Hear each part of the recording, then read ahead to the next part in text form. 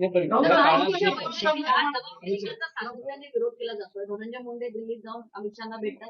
मात्र महायुतीच्या ज्या इथे बैठका होतात हा. तिथे नवाब मलिकांचा विरोध केला जातो. नाही, नवाब मलिक हा विषय त्यांचा अंतर्गत विषय. हे तुम्हाला प्रताप तरी- सरनाईक म्हणाले की जर भाजप शिवसेनेची युती झाली असती तर आमच्या अनेक नेते बाहेर कुठली असतील असं त्यांनी जाहीर विधान केलेलं आहे, वक्तव्य केलं. बरोबर आहे.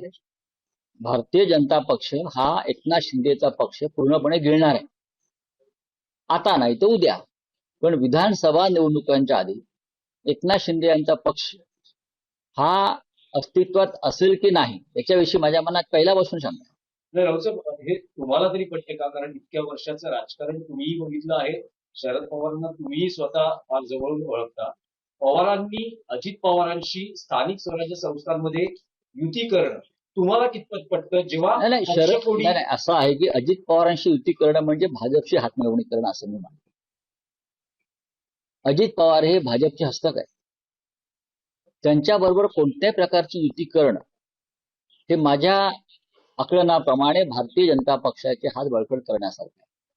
कारण अजित पवार हे काही झालं तरी अमित शहा आणि भारतीय जनता पक्षाच्याच पाठीशी उभे राहतील. ही त्यांची व्यक्तिगत मजबुरी आहे, त्यांच्या कुटुंबाची मजबुरी आहे.